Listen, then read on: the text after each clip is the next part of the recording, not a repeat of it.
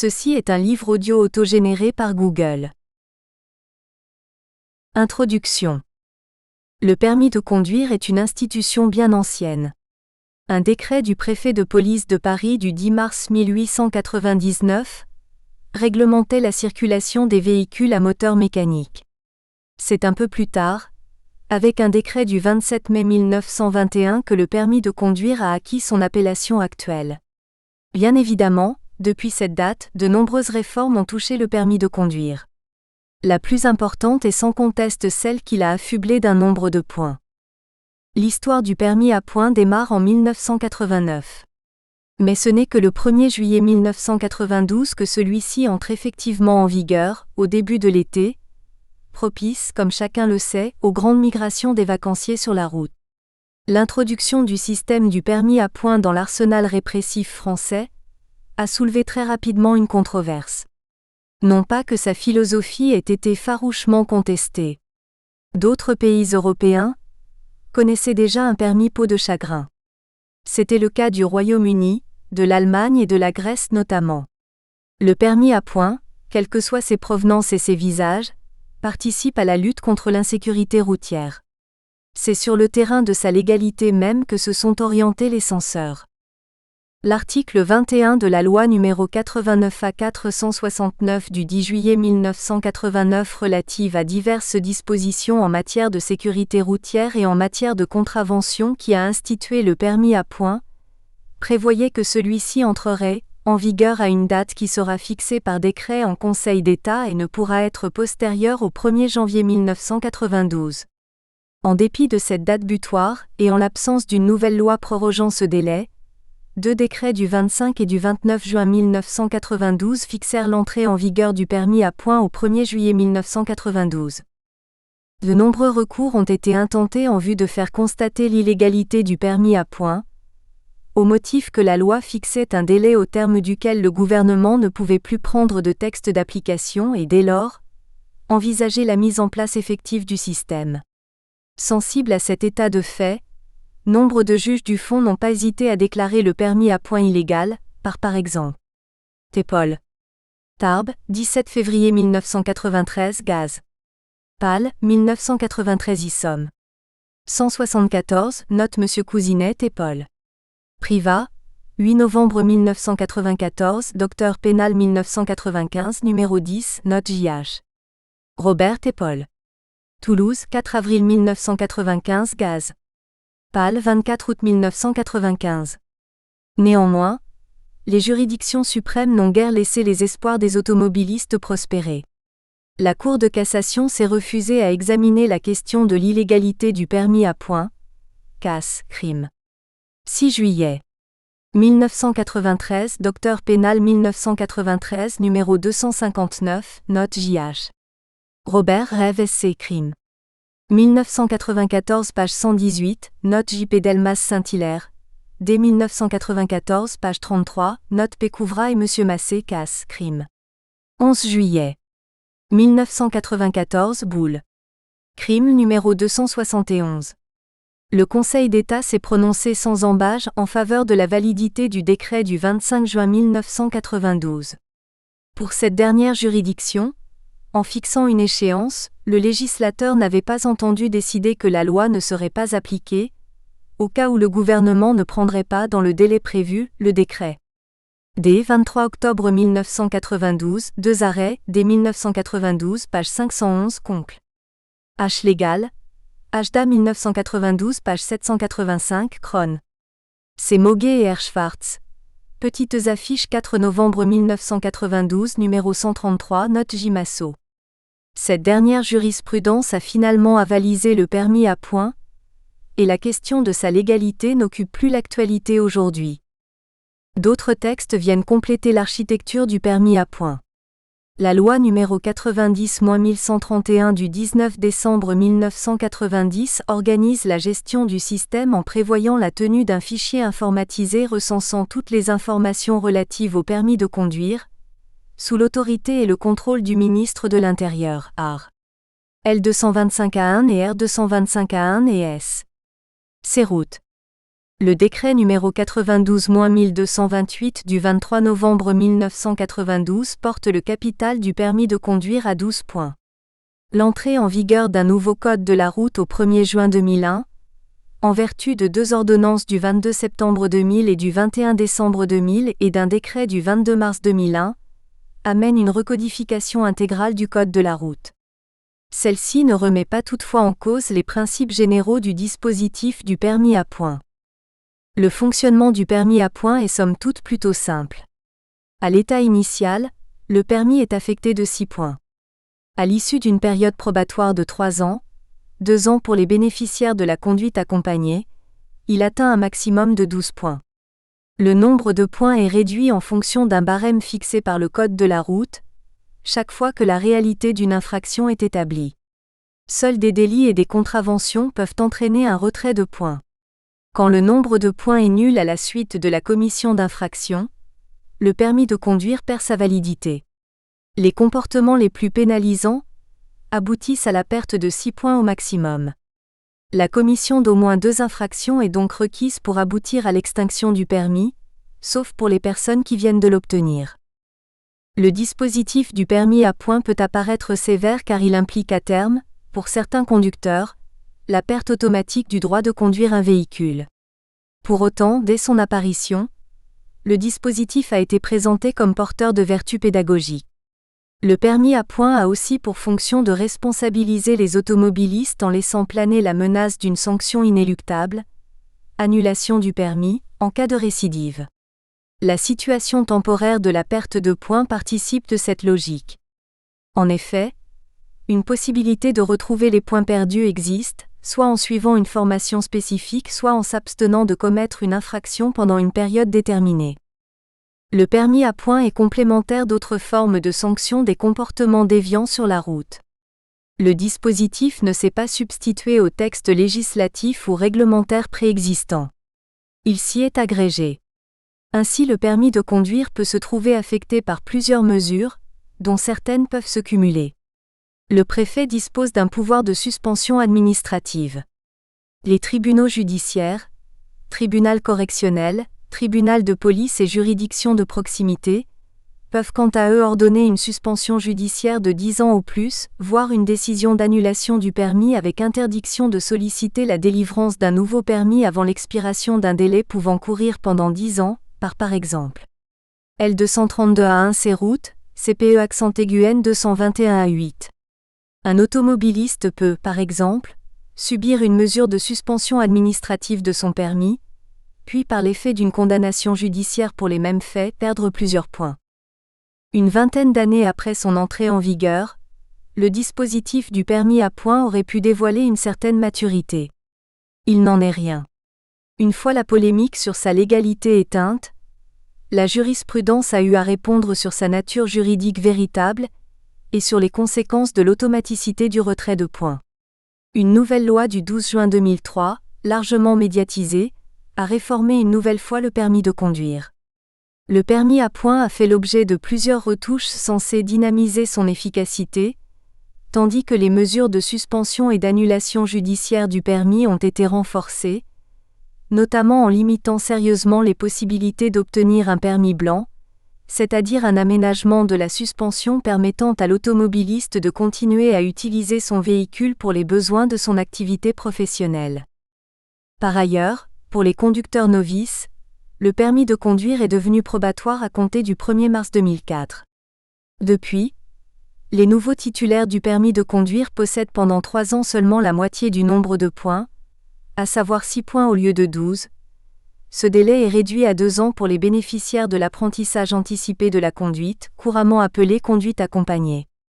Si durant le délai probatoire de 3 ou 2 ans, conducteur novice ne commet pas d'infraction donnant lieu à retrait de points, son permis de conduire est crédité du nombre maximal de points, 12 points. Afin de récompenser les nouveaux conducteurs méritants, ce mécanisme a été assoupli à compter du 31 décembre 2007. Sous réserve de ne pas commettre d'infraction donnant lieu à un retrait de points, un conducteur novice peut progressivement augmenter son capital de 2 points chaque année. 3 points s'il a suivi un apprentissage anticipé de la conduite. Dans ces conditions, Un conducteur novice dispose de 6 points à l'issue de l'obtention du permis, de 8 points après un an de conduite sans commettre d'infraction, 9 points en cas d'apprentissage anticipé de la conduite, de 10 points après 2 ans, 12 points en cas d'apprentissage anticipé de la conduite et de 12 points au terme des 3 ans du délai probatoire AR. L223A1 et R223A1 c'est route. Si durant la période probatoire, il commet une infraction passible d'un retrait de points, il devra attendre 3 ans à compter de la date effective du dernier retrait de points pour posséder 12 points sur son permis de conduire. Au contraire, s'il commet des infractions entraînant retrait de points, c'est le nombre de points normalement prévu par le code de la route qui est retiré sans distinguer entre les conducteurs novices et les autres. Ainsi, la commission d'une seule infraction peut entraîner la perte définitive du permis de conduire, par exemple, conduite sous l'empire d'un état alcoolique caractérisé par une concentration d'alcool dans le sang égale ou supérieure à 0,50 g par litre. Cette issue a été considérée comme proportionnée par le Conseil d'État, Con. D. 16 décembre 2005, Juris. Auto 2006, page 88. En outre, lorsque le détenteur du permis probatoire commet une infraction entraînant 3 points ou plus sans atteindre 6, auquel cas le permis perdrait sa validité, il est tenu de se soumettre à un stage de sensibilisation à la sécurité routière. Le coût de ce stage est à sa charge. Il se substitue à l'amende sanctionnant l'infraction. Ceci étant, lorsque le titulaire d'un permis probatoire obtient du juge administratif l'annulation de la perte totale de points, il doit en principe récupérer un solde de 12 points. Cette perte ayant entraîné une privation de conduire, la question qui se pose est de savoir si le délai probatoire de 2 ans ou de 3 ans, L223A1 Code de la route, qui concerne les conducteurs novices est suspendu durant la période où le conducteur ne peut plus utiliser son permis de conduire. Pour le Conseil d'État, tel ne doit pas être le cas. Si au moment où le juge administratif restitue le permis de conduire, le délai probatoire est consommé, le capital doit être porté à 12 points.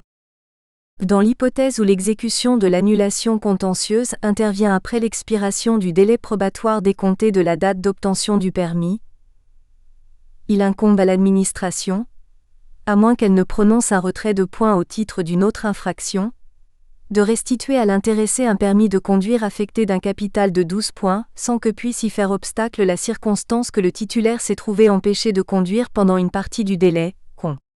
D. Avis 30 novembre 2009, numéro 329 982. Au final, il subsiste un système de plus en plus réglementé et en conséquence de plus en plus complexe, qui peut dérouter le citoyen automobiliste alors même que le nombre de points retirés est de plus en plus conséquent, avec une courbe qui a progressé fortement depuis 2002, 1 176 621 millions en 1993, 3 100 966 millions en 2002, 8 105 millions en 2006. Le cap des 10 millions de points perdus a été franchi en 2010, 10 139 522 millions en 2010. Il a augmenté de près de 20% en 2011, 12 96 911, source ministère de l'Intérieur. La corrélation avec le déploiement des radars dits automatiques n'échappera à personne. Ce sont les excès de vitesse qui représentent la partie la plus significative des infractions ayant entraîné un retrait de points. 55% en 2011, source ministère de l'Intérieur. Très majoritairement, c'est un retrait d'un point qui est effectué, 4 950 134 en 2011. Le retrait d'un point intervient essentiellement pour un excès de vitesse inférieur ou égal à 20 km/h. Nous verrons cependant dans cet ouvrage, au travers de l'étude approfondie du système du permis à points et des diverses mesures venant affecter temporairement ou définitivement la validité du permis de conduire, que des garanties existent et que la jurisprudence récente s'avère fort heureusement parfois utile aux automobilistes. 1. Le système du permis à points.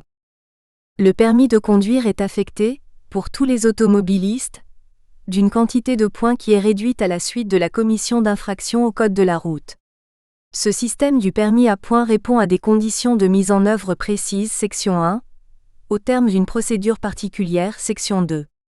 Tant que tous les points ne sont pas perdus, du simple fait de l'écoulement du temps ou grâce au suivi d'un stage, l'automobiliste sanctionné peut récupérer ses points, section 3. Mais lorsque le capital point est entièrement anéanti, le permis n'est plus valide et le refus de le restituer est répréhensible, section 4. Section 1. Les conditions du retrait de points. La réduction des points sur le permis de conduire est soumise à des exigences strictes dont le respect est une condition indispensable au déclenchement de la procédure de retrait. Toutes les infractions à la circulation routière n'affectent pas le nombre initial de points attachés au permis de conduire. Seules certaines d'entre elles, explicitement visées par le Code de la route, sont susceptibles d'entraîner une perte de points. 1. D'autres conditions doivent être réunies. Il est nécessaire d'établir la réalité de l'infraction. 2. De tenir compte du véhicule utilisé. 3. Et de considérer la qualité de la personne. 4. 1. Les infractions visées. Le Code de la route détermine précisément les conditions de la perte de points sur le permis de conduire. En ce sens, il précise les infractions concernées, mais celles-ci se trouvent, de façon regrettable, disséminées au long du Code de la route. Aussi, nous en dresserons la liste. A. La nécessité d'une perte de points prévue par le Code de la route. D'une façon générale, le Code de la route prévoit pour chaque infraction la sanction ou les sanctions correspondantes. Le retrait de points ne déroge pas à cette règle. Par exemple, l'article R415A6 concentre les éléments constitutifs de la contravention de non-respect de l'arrêt imposé par un panneau stop. Il expose les peines encourues. Amende prévue pour les contraventions de 4e classe, c'est-à-dire au maximum de 750 €, amende forfaitaire de 135 €, peine complémentaire de suspension du permis pour une durée de 3 ans au plus, réduction de plein droit de 4 points du permis de conduire. Ainsi, les infractions passibles d'un retrait de points sont limitativement énumérées et le nombre de points précisé par le Code de la route, sans aucun aménagement possible. La gravité de l'infraction commise va déterminer l'échelle de la perte de points. Les infractions, punies par une perte de points maximale, peuvent faire disparaître jusqu'à 6 points. L'article L223A2 IC route dispose que pour les délits, le retrait de points est égal à la moitié du nombre maximal de points, celui-ci est de 12 points. Pour les contraventions, l'échelle de la perte va de 1 à 6 points depuis la loi du 12 juin 2003. Auparavant, le maximum était de 4 points.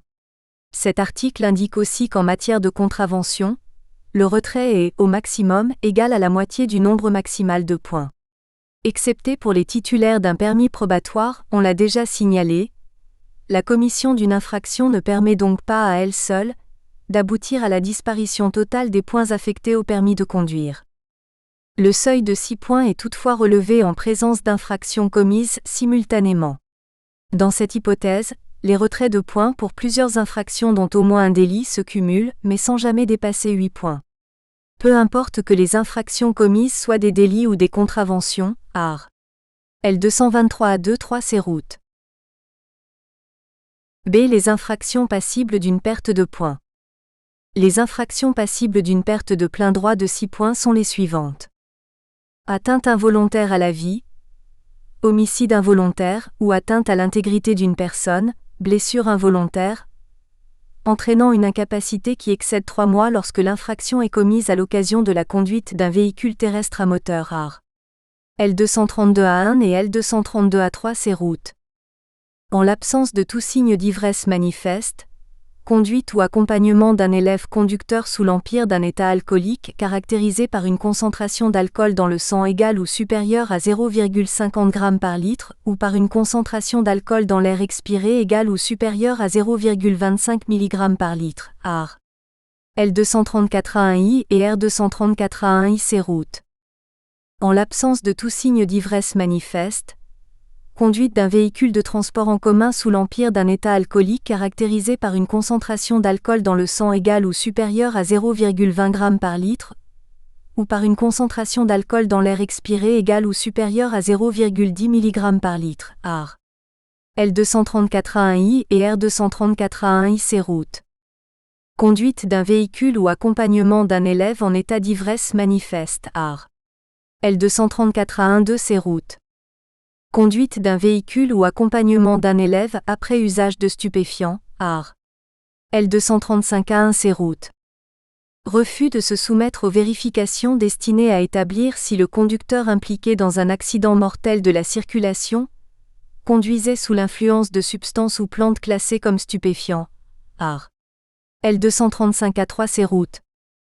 Refus pour le conducteur ou pour l'accompagnateur d'un élève conducteur de se soumettre aux vérifications destinées à établir la preuve d'un état alcoolique au moyen d'analyses et examens médicaux, cliniques et biologiques, prise de sang, ou au moyen d'une analyse de l'air expiré, éthylomètre, AR. L234A8.3 et L234.0 route. Refus pour tout conducteur de se soumettre à toute vérification prescrite concernant son véhicule ou sa personne, AR. L233A2 route. Fait pour le conducteur d'un véhicule ou engin terrestre, fluvial ou maritime, sachant qu'il vient de causer ou d'occasionner un accident de ne pas s'arrêter. Délit de fuite, AR. L231A1 et L231A3 route. Fait, pour tout conducteur, de ne pas obtempérer à une sommation de s'arrêter émanant d'un fonctionnaire ou agent chargé de constater les infractions dès lors qu'il est muni des insignes extérieurs et apparents de sa qualité. L233A1.3 route. Fait, en vue d'entraver ou de gêner la circulation, de placer ou de tenter de placer sur une voie ouverte à la circulation publique, un objet faisant obstacle au passage des véhicules ou d'employer ou de tenter d'employer un moyen quelconque pour y mettre fin. L412A1 route. Fait de faire circuler, sur les voies ouvertes à la circulation publique un véhicule à moteur ou une remorque sans que ce véhicule soit muni des plaques ou inscriptions réglementaires et en outre, de déclarer un numéro, un nom ou un domicile autre que le sien ou que celui du propriétaire. AR. L317A3 route. Fait de mettre en circulation un véhicule à moteur ou une remorque, muni d'une plaque ou d'une inscription ne correspondant pas à la qualité de ce véhicule ou à celle de l'utilisateur, AR. L317A4 route. Fait pour toute personne, malgré la notification qui lui aura été faite d'une décision prononçant à son encontre la suspension ou la rétention du permis de conduire un véhicule à moteur pour la conduite duquel une telle pièce est nécessaire, AR. L224A16 route. Fait, pour toute personne ayant reçu la notification d'une décision prononçant à son encontre la suspension du permis de conduire, de refuser de restituer le permis suspendu à l'agent de l'autorité chargé de l'exécution de cette mesure, AR. L224A17 route. Fait pour toute personne, pendant la période pour laquelle une décision de rétention du permis de conduire lui a été notifiée sur le fondement de l'article L224A1 route, présomption de conduite ou conduite avérée sous l'empire d'un état alcoolique, présomption ou accompagnement avéré sous l'empire d'un état alcoolique d'un élève conducteur, conduite en état d'ivresse manifeste ou accompagnement en état d'ivresse manifeste d'un élève conducteur, refus de se soumettre aux épreuves et mesures de dépistage de l'imprégnation alcoolique, de refuser de restituer le permis de conduire, AR. L224A17 route. Fait pour tout conducteur d'un véhicule, de faire obstacle à son immobilisation ou à un ordre d'envoi en fourrière, AR. L325.3 route. Récidive d'un dépassement de plus de 50 km/h de la vitesse maximale autorisée, AR. Nous espérons que vous avez apprécié cet aperçu. Pour continuer à écouter ce livre audio sur Google Play Livres, utilisez le lien dans la description de la vidéo.